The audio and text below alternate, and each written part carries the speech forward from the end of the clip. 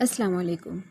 قدرتی ذخائر سے مالا مال، پانی اور آزادی کی نعمت سے محروم یہ سرزمین آخر اتنے عرصے سے آزادی کی جنگ کیوں لڑ رہی ہے؟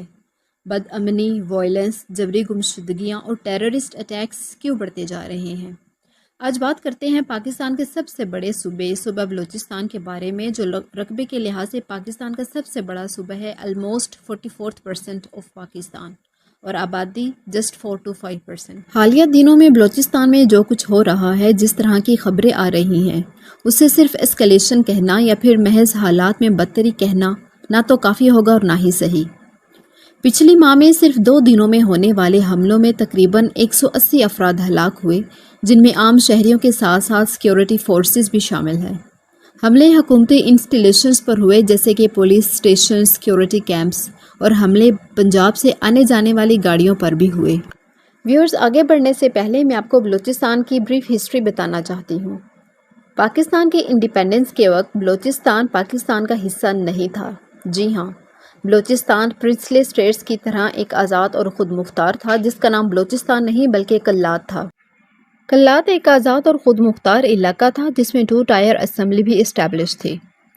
11 مارچ 1948 کو قائد اعظموں اور دیگر پولیٹیکل لیڈرز نے کلات کا دورہ کیا اور کلات کے پاکستان کے ساتھ ایکسیشن کے لیے خان آف کلات کو ایگری کیا۔ انہی کوششوں کی وجہ سے 27 مارچ 1948 کو کلات پاکستان کا حصہ بن گیا۔ Geographically and geopolitically Balochistan Pakistan کا حصہ تو بن گیا، مگر بلوچ قوم کے اندر آزادی کی تڑپ ختم نہ کی جا سکی۔ خان آف کلات کے بھائی پرنس عبدالکریم خان اور دیگر سرداروں نے پاکستان کے خلاف بغاوت کا پرچم بلند کر دیا، اور وہیں سے بلوچی قومیت کا نعرہ بلند ہوا اور آزادی کی یہ آواز آج تک گونج رہی ہے۔ عبدالکریم خان کو بعد میں جیل میں قید تو کر دیا گیا، مگر بلوچ قوم کی آزادی کی یہ کسر ختم نہ کی جا سکی، اور یہی آزادی کی تڑپ بعد میں سائیکلیکل وائلنس کی صورت میں سامنے آئی، اور اس وائلنس کو آرمی کی مدد سے بارہا کنٹرول کیا گیا۔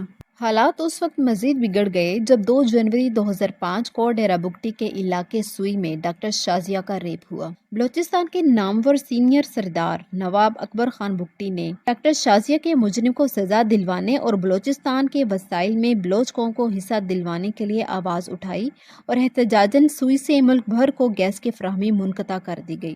یہاں سے ایک نئی احتجاجی تحریک نے جنم لیا۔ 26 اگست 2006 کو ڈیرہ بگٹی اور کولو کے درمیان تارتانی کے پہاڑوں پر فوجی کارروائی کے دوران نواب اکبر خان بگٹی کی ہلاکت ہو گئی۔ اس ہلاکت کے بعد بلوچستان کے اندر ایک نئی شورش نے جنم لیا۔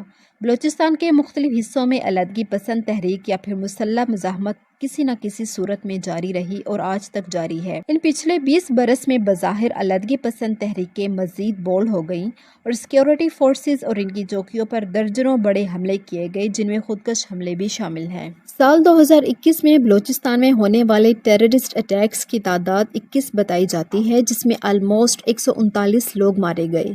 اس کے بعد یہ سلسلہ تھما نہیں بلکہ مزید شدت اختیار کرتا گیا، یہاں تک کہ 25 اگست 2024 کو صوبہ پنجاب سے آنے جانے والی گاڑیوں کو روک کر لوگوں کو ٹرکوں سے اتار کر آئیڈینٹیفائی کر کے انہیں مارا گیا۔ اعداد و شمار کے مطابق تقریباً 70 لوگ مارے گئے، جس میں 35 سویلینز، 14 سیکیورٹی فورسز کے اہلکار اور 21 BLA کے فائٹرز بھی شامل ہیں۔ یہ بے گناہ سویلینز پنجابیز تھے، جو کہ ساؤتھ پنجاب سے بلوچستان کی طرف روزگار کی تلاش میں جاتے ہیں۔ یہ ساؤتھ پنجاب ایک ایسا علاقہ ہے جو پنجاب کا سب سے پور ڈیولپڈ ریجن ہے۔ یہاں ہیومن ڈیولپمنٹ انڈیکس باقی علاقوں سے بدتر ہے۔ ساؤتھ پنجاب کے لوگ روزگار کی تلاش میں ایک ڈیفیکلٹ راستہ طے کر کے بلوچستان جاتے ہیں، اور کوئٹہ میں ان کی بزنسز ہیں۔ کوئٹہ کی بات کریں تو کوئٹہ پاکستان کا ایک ہب ہے، اور ہب وہ علاقہ ہے جہاں بارڈر کسی اور ملک کے ساتھ اٹیچ ہوتے ہیں۔ ویورز، بلوچستان کا علاقہ بہت بڑا علاقہ ہے جس میں شدید موسم پایا جاتا ہے۔ اس میں پہاڑ ہیں اور اونچے پہاڑ ہیں۔ انہی پہاڑوں کا استعمال کرتے ہوئے BLA سویلینز اور سیکیورٹی فورسز پر حملے کرتی ہے۔ بلوچستان کی پاپولیشن بہت سکیٹرڈ ہے، بہت سے ریموٹ ایریاز ہیں، اور وہاں کا پولیٹیکل سٹرکچر بہت ویک ہے۔ اسی وجہ سے یہاں زیادہ تر آرمی کو آنا پڑتا ہے، اور جب آرمی آتی ہے تو اس کا کام کرنے کا اپنا طریقہ ہوتا ہے۔ جب آرمی کا طریقہ سویلین طریقے سے کلیش کرتا ہے تو اس سے بہت سے مسائل جنم لیتے ہیں۔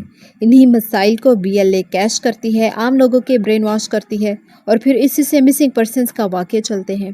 महारंग बलोच का पिछले दिनों किया गया लॉन्ग मार्च इन्हीं मिसिंग पर्सन्स के लिए था। BLA की इन कार्रवाइयों और शदीद कार्रवाइयों की वजह से मासूम सिविलियन को मारने की वजह से अब पीसफुल प्रोटेस्टर्स भी परेशान हैं। वो पीसफुल प्रोटेस्टर्स जो अपने प्यारों के लिए, मिसिंग पर्सन्स के लिए एहतजाज करते हैं, वो ये समझते हैं कि अब सिक्योरिटी फोर्सेस मजीद प्रेशर के साथ आएंगे और हमें मजीद टारगेट करेंगी। ये एक विशियस साइकिल क्रिएट हो गया है जो चलता जा रहा है और थमने का नाम ही नहीं ले रहा। एक वाकया होगा, फिर स्टेट को मजीद सख्ती करना पड़ेगी, फिर मिसिंग पर्सन्स वाला मामला आएगा, फिर एहतजाज होंगे, लड़ाई होगी और कन्फ्रंटेशन की कैफियत मजीद फैलेगी। अब चलते हैं BLA की तरफ। BLA है क्या और इसके मकासद क्या हैं? BLA stands for Balochistan liberation army. BLA की हिस्ट्री की बात करें तो 1970s में अफगानिस्तान की रजीम थी जो कि इन सेपरेशन मूवमेंट्स को सपोर्ट किया करती थी। मोहम्मद दाऊद खान के बाद भी जो सक्सेसिव गवर्नमेंट्स आई, इनकी पॉलिसी रही कि उनको पाकिस्तान को वीक करना है और इसके पीछे उनकी यही सोच थी कि वो पाक अफगानिस्तान बॉर्डर ड्यूरेंट लाइन को तस्लीम नहीं करते, लिहाजा बहुत से एरियाज का ताल्लुक अफगानिस्तान से है, तो इसमें भारत की सपोर्ट भी उनको शामिल थी। आप देखें कि इतनी पुरानी इंसर्जेंसी है जो 1960s और 1970s में शुरू हुई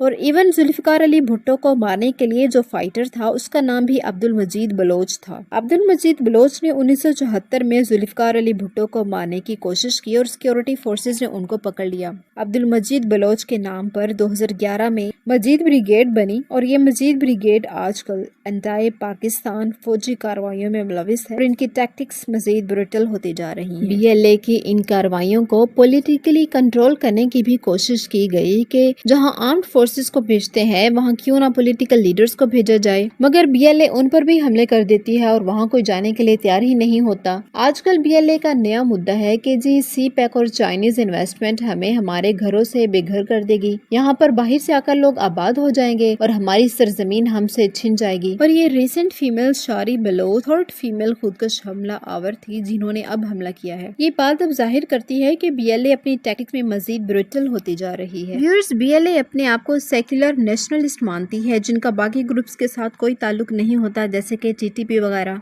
लेकिन पाकिस्तान के खिलाफ कार्रवाइयां करने के लिए अब ये TT से भी इलाहा कर चुके हैं कुछ जगहों पर। इनका ये माइंड बन चुका है कि पाकिस्तान को कारी ज़र पहुंचाई जाए।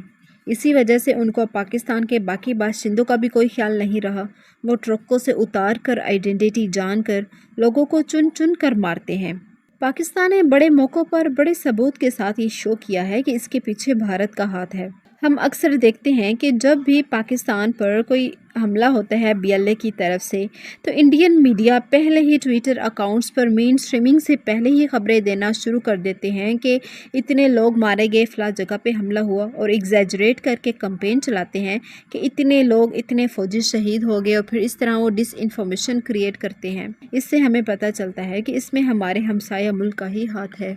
एक्चुअली प्रॉब्लम ये है कि कुछ हमारी भी शदीद गलतियाँ हैं और इन गलतियों को एक्सप्लॉइट करने में हमने दुश्मन का खुद साथ दिया है और दुश्मन ने भी बहुत ज़्यादा एक्सप्लॉइट किया इस सिचुएशन को, हमारी फॉल्ट लाइन से खेला।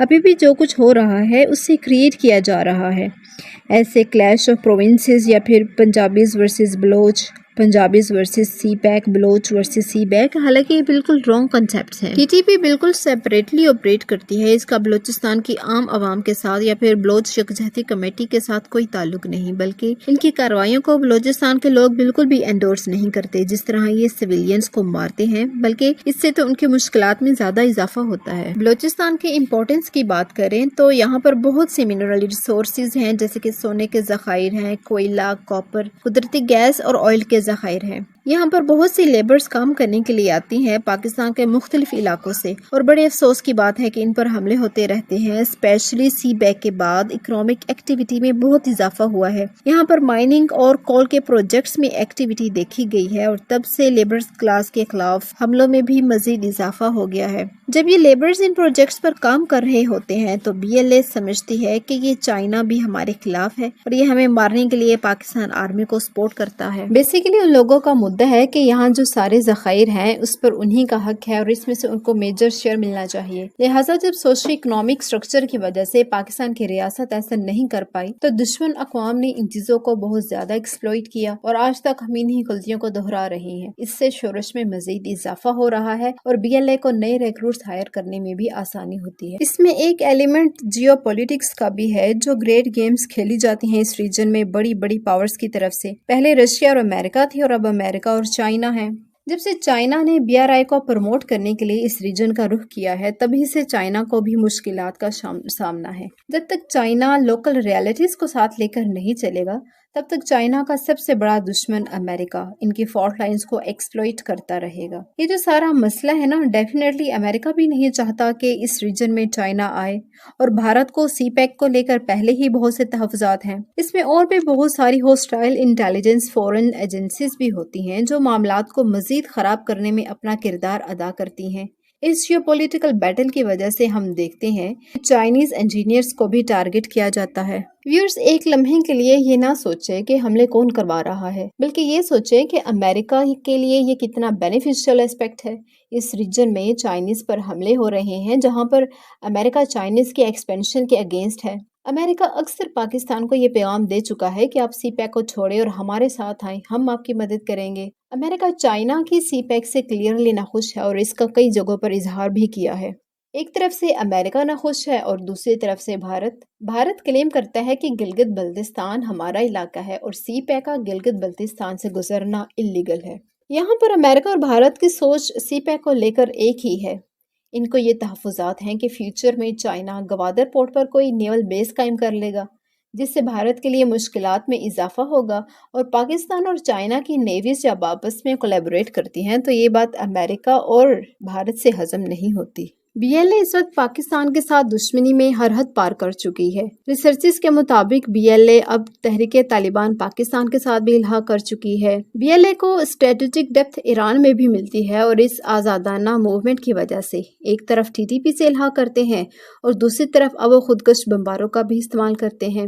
2 سال پہلے لاہور میں BLA نے دھماکہ کیا تھا، پھر کراچی میں کنفیوشیس انسٹیٹیوٹ پر، پھر گوادر میں چائنیز پر اٹیک کیا تھا، پھر تھوڑے ہی عرصے بعد گوادر میرین ڈرائیو پر پاکستان آرمی پر بہت بڑا حملہ کیا۔ ایون حملے ہر جگہ پر کیے ہیں BLA نے، اور اس کا حل یہی ہے کہ پاور کی بجائے پولیٹکس کا استعمال کیا جائے۔ جتنے بھی پولیٹیکل لیڈرز ہیں ان کو انکریج کیا جائے اور اسٹیٹ ان کو ریسورس پرووائڈ کرے اور ان کے ساتھ اسٹیٹ لیول پر بات چیت کی جائے۔ وہاں کی یوتھ کو مزید مترفر ہونے سے بچایا جائے، ان کو رائٹس دیے جائیں، ان کو ریاست میں انگیج کیا جائے۔